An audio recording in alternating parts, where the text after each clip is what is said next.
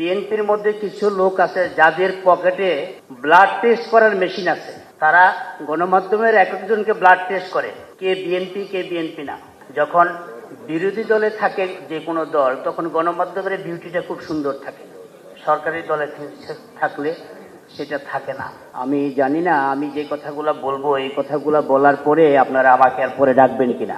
আমার সৌভাগ্য হয়েছিল একবার দেওয়ান মোহাম্মদ আজরফ সাহেবের একটা ইন্টারভিউ নেওয়ার জন্য। তিনি আমাকে বলেছিলেন যে জিয়া রহমান সাহেবের সাথে ওনার সম্পর্কটা কি, বাট জিয়া রহমান কিভাবে একটা বিষয়ে সিদ্ধান্ত নিতেন। তিনি বলছিলেন যে একটা বিষয়ে সিদ্ধান্ত নেওয়ার আগে জিয়া রহমান 8-10 জনের সাথে কথা বলতেন।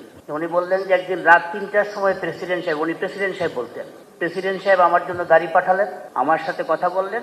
তারপরে আমি বেরিয়ে আসার পরে দেখলাম আরেকজন ঢুকছে। পরে শুনলাম একই বিষয়ে সিদ্ধান্ত নেওয়ার জন্য উনি আরো 5 জনকে ওই রাতেই ডেকেছিলেন।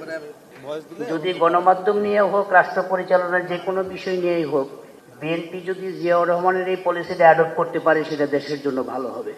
আর গণমাধ্যমের বিষয়টা খুব ক্রিটিক্যাল বিষয়, যেটা অনেকেই বলে গেছেন। গণমাধ্যম যখন বিরোধী দলে থাকে যে কোনো দল, তখন গণমাধ্যমের বিউটিটা খুব সুন্দর থাকে। সরকারি দলে থাকলে সেটা থাকে না। আমি 2টা অনুরোধ বিএনপি নেতৃবৃন্দকে করব। সেটা হলো, গণমাধ্যমের এখন 5ই আগস্টের পরে বিএনপির মধ্যে কিছু লোক আছে যাদের পকেটে ব্লাড টেস্ট করার মেশিন আছে। তারা গণমাধ্যমের এক একজনকে ব্লাড টেস্ট করে, কে বিএনপি কে বিএনপি না। দয়া করে এই ব্লাড টেস্টটা করবেন না, সবাইকে অ্যাকোমোডেট করেন। সবাই আমরা এক, আমরা সবাই মিলে দেশটা পরিচালনা করব।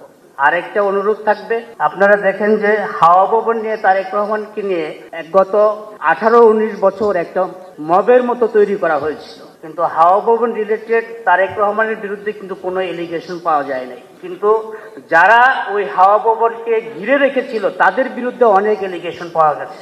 47 বছর বয়সে তারেক রহমান এই দেশ ছেড়ে চলে যেতে বাধ্য হয়েছিলেন। 61 বছর বয়সে তিনি আবার দেশে ফিরে আসছেন। দয়া করে তারেক রহমানকে ঘেরাও করে আবার নতুন কোন সিন্ডিকেট তৈরি করবেন না।